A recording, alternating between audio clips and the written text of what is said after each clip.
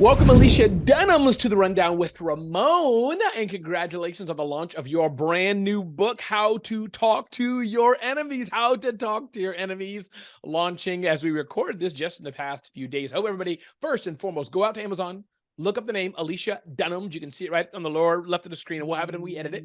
How to Talk to Your Enemies. So, Alicia, I'm going to ask who you are in a bit, but I just want to get right to one question is, why did you write the book?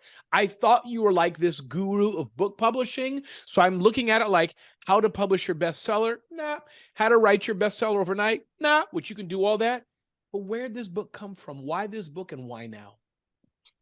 Thank you so much for the question, Ramon. And I think all of us come to a time in our life where, you know, I've been helping people write books for 20 years, and it's something I could do with my eyes closed. I'm an expert at it. I enjoy it. And there was a deeper meaning for me to be on this planet.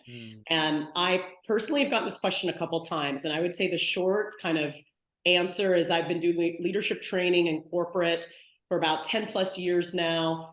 And what I found in the last few years is that people are scared to speak up because they're scared of being shut down. And I would say that's the short answer. I found that people don't want to be spoken at, like in workshops, like this is what you're supposed to do, this is what you're supposed to do. They want to be spoken with. And so I really feel there's a healing that gets to happen, and that we get to do it one conversation at a time, and that we have the ability to do that. So I would say that's like the kind of short answer from my work. And then personally, my personal experience with this book, How to Talk to Your Enemies, is my childhood. I was the peacemaker in my family. And I realized as I was writing my book, you know, Ramon, I don't know if you know this about me, but, you know, my mom is from Britain, and she comes from a well-to-do family. My dad is from New Orleans, and they kind of came together in the 60s, an interracial couple. And I felt that I was a peacemaker with them, almost translating two different cultures, two different, you know, races, two different experiences. My dad grew up poor. My mom was well-to-do. So I felt like I was translating for them. So I was always a peacemaker in my family. And I start the book off talking about that. Like, even interracial marriage was illegal when my dad first brought my mom back from England, and it was during the 60s, and Martin Luther King was just murdered. And so this cross-cultural communication, I just felt like as a child, this was just something that I just did naturally. And what I find now today is that sometimes our calling is to support communication between two different types of people or different experiences. And I'm just really adept at that.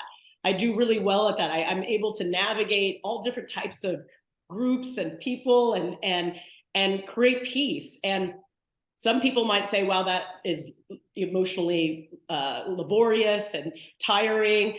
And I see it as energizing and really part of what I'm here to do. And so there's a lot that came up when I was writing this book. And I think I you know, when you see the world and you see some of the problems in the world, and you and I are both very positive people, Ramon. And so I personally see problems as opportunities, and just knowing how to be in America right now and everything that's been going on, it's like, let's use these problems as a way to make bridges and to connect and to heal so that's where I'm coming from. So yes, I feel like this is like my deeper reason to be on this planet, my soul calling, my soul assignment, my God's work. And so this is why I am doing it. So I love it. So it begins. I love it. And I'm curious, how do you define the word haters? Again, we're talking to Alicia Dunams, How to Talk to Your Enemies. Enemies. How do you define enemies? Alicia Dunams' new book, How to Talk to Your Enemies, is, so Alicia, I think that we should be able to smoke inside. You feel not. Am I your enemy? Or is it, I've offended you and I've abused you over the years? Am I your enemy? I'm just teeing you up, of course, you know, but just help me understand, define enemy as we go talking through this book. How do we define it so I can understand how you define it? So the title of the book comes from Desmond Tutu. He says, if you want peace, you don't talk to your friends, you talk to your enemies. And so what is enemies? That's a great definition. Your enemy could be someone, a colleague at work that maybe undermines you. It might be your friend who makes you wrong, so they could be right. It's interesting enough, I was just in DC with my parents, and I was accidentally played a video. I was in an Uber, and it said, do you have any enemies? And my dad was in the front row. It was my Instagram video. And he goes, yeah, I do. They're in the back seat. And me and my mom were sitting in the back seat. I don't think my dad was referring to me, but he was definitely referring to my mom, but he was making a joke. And so I think our enemies can be closer than we think. I think we're treating each other like enemies. Maybe it's your next door neighbor who has different political beliefs. And every time you talk, there's like something clashing. So obviously, we don't think our spouse is our enemy or our some people may. In fairness, Alicia, some people may, and some days me and my wife can get a little tensy there. But continue. I knew what you meant, but sometimes people do. And thank you, Ramon, for that. So I think it's taking a look that if someone has an opinion different than you, sure, if someone sees things a different way than you, if someone votes this way and you vote that way, you might perceive them as enemies because you get in these debates and this discourse that becomes hateful or triggering or what have you. And what does it look like? And this book is all about having inner peace and being able to navigate the world with inner peace. And then if someone shares something with you that is antithetical to your beliefs, how you voted, your social and moral beliefs, that you can still maintain and love them and for them and their beliefs, and still operate in this world toward greater good. And so that's what it's about. So yeah, our enemies are kind of closer than we may think. And Nelson Mandela, and for me, there's a spiritual through line to this book. I use a lot of biblical quotes and quotes from Nelson Mandela and spiritual leaders, for example. And one thing that Nelson Mandela says is that if you see your enemy as your partner, then you can co-create together, because you might have one belief, your enemy might have another belief, but through this dialogue, you can create a third belief. And so it's part of who we are in the world. So this is a day-to-day, moment-by-moment practice. Yes. Being able to listen, being able to share with others, being able to apologize, create boundaries. And really, when one of the book is divided into 5 categories: communicating with yourself, which includes meditation, prayer, self-reflection, really holding counsel with yourself before you even open your mouth, making sure that, is what I'm going to say harmful or healing? And that's a real question to ask yourself. Am I going to heal through my words, or am I going to harm through my words? And then the second is communicating with others, which is interpersonal communication. That's where the rubber meets the road. That's how to listen, how to apologize, how to connect with others. The third is communicating through differences. So polarizing beliefs, kind of like what it seems to be so, this world just seems to be so divisive now. And that we can communicate through differences, moral differences, political differences, etc., cultural differences, communicating through conflict when we have two differing differences in what outcome we want to see, and then communicating through harm. So I speak into sexism, racism, hate speech, and being able to navigate these type of conversations, because it's really interesting. I was at a conference in Toronto a couple of days ago, and this woman was talking about psychological safety in the workplace. And I said, that's great. And companies, get to create psychological safety. And we also are in a world that we might communicate where it doesn't feel so safe, that we're advocating for ourselves in a situation where someone has a differing belief, or maybe doesn't even feel that we are worthy of communicating or what have you, or doesn't like what we look like or the color of our skin. And so we live in a world where we get to be really courageous and brave in terms of speaking up for ourselves. I love, so Alicia, I never get political. Rarely do I get political. You kind of follow me, I follow you, but I'm going to get political right now. But not answering the actual political question. I'm asking, what would Alicia Dunams, the author of How to Talk to Your Enemies, do? Let's take systemic racism.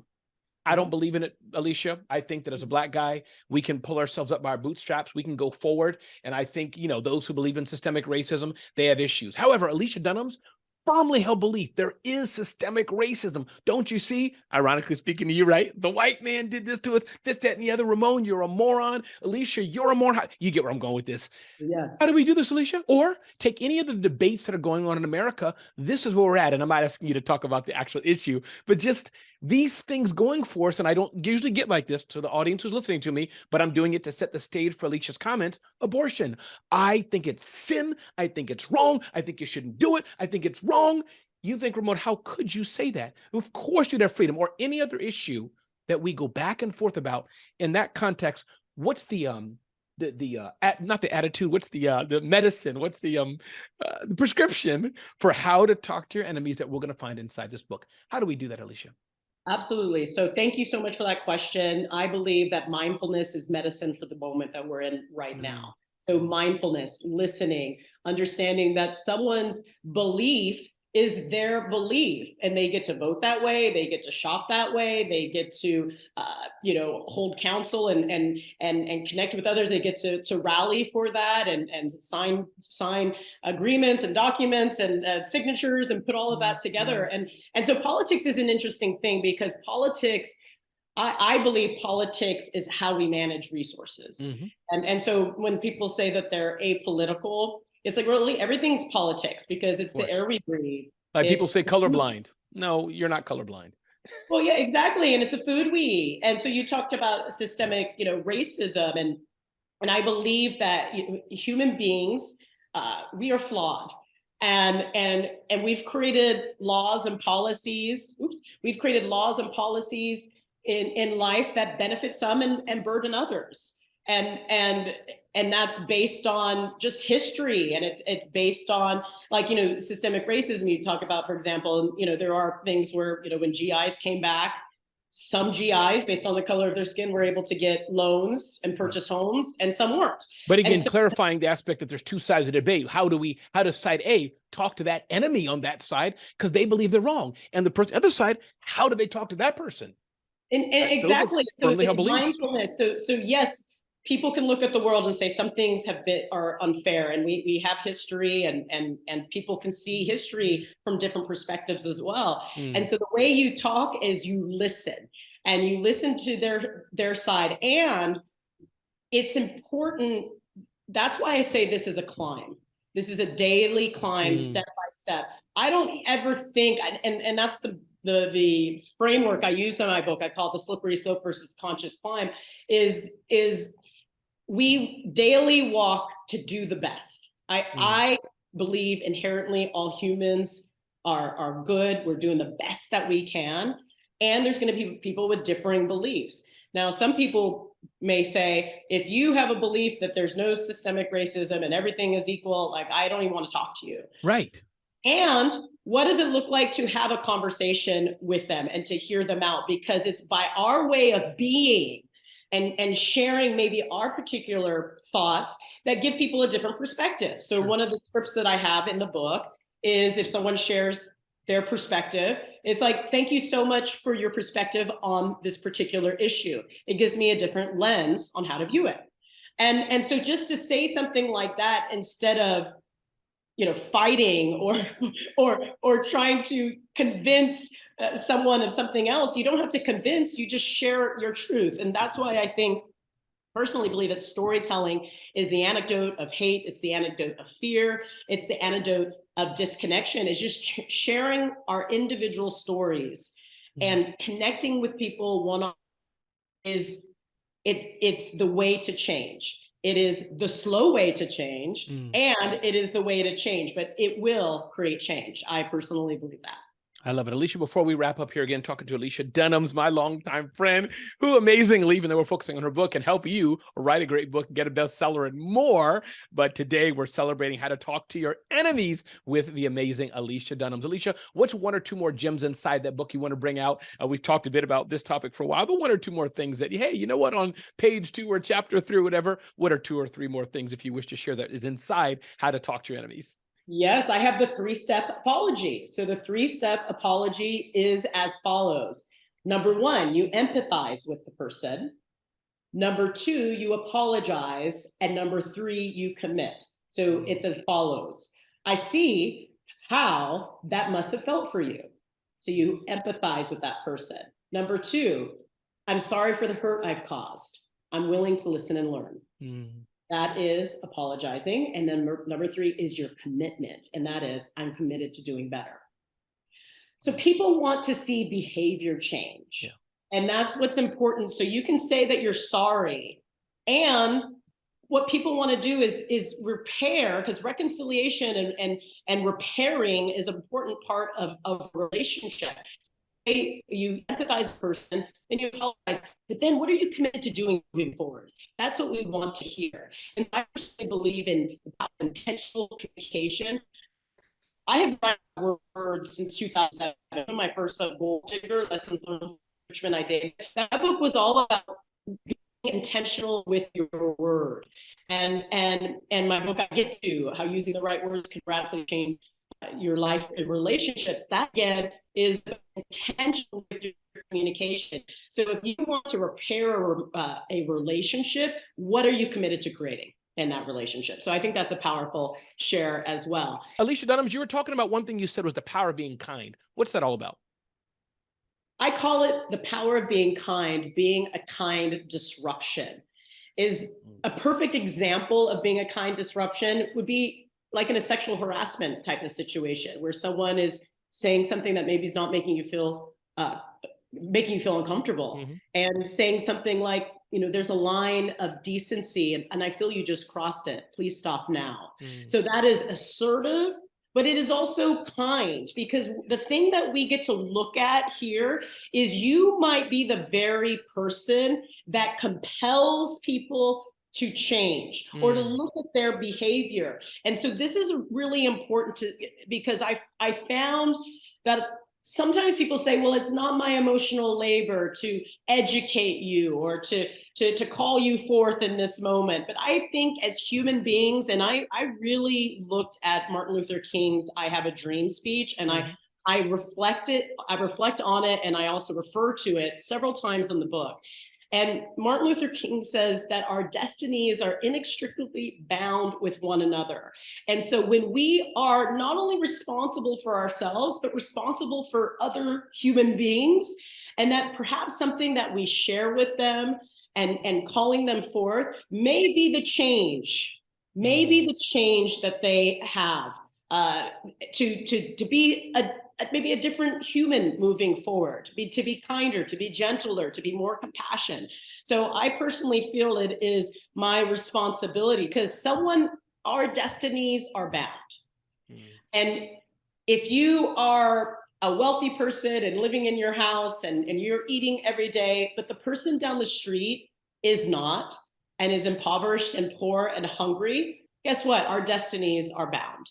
And so I personally find it exhilarating to be able to support people in their journey in life. And basically at the end of the day, Ramon, our next level of evolution and growth comes from talking to our enemies. I love it. Listen, I cannot wait to get your copy of my book. I think I clicked the Amazon button. I believe I'll check that out. But everybody should get, and Alicia, definitely hold that up one more time. Alicia Dunams' new book, How to Talk to Your Enemies. You've just heard our discussion. This is the prescription, the book I would say that America needs, but I do think the world needs. You look at other countries, they got jacked up issues too, Alicia, right? And if they only learn to do it, I'm seeing right there, talk to your enemies. Any last minute thing you want to say before we end this amazing discussion, Alicia? One of the examples in the book I talk about is Daryl Davis, and he is a blues musician who befriended the Grand Wizard of the Ku Klux Klan, and he has a TEDx talk and a book and also a documentary. And one thing that he shared, and it's one of the examples in my book, is pulling up a chair. So I personally believe relationships, being in connection, learning about others through the power of storytelling and listening is really what's going to heal the world. I love it. Alicia, when you run for president, I'm voting for you. Everybody, this is my good friend, Alicia Dunams. I'm sure you can find this wherever books are sold, especially easy enough. Click the button on Amazon and get that. Alicia Dunams, and definitely Alicia Dunams. Besides that, where can we find you for other things you're doing? What's the best website or place we should look at to explore who you are?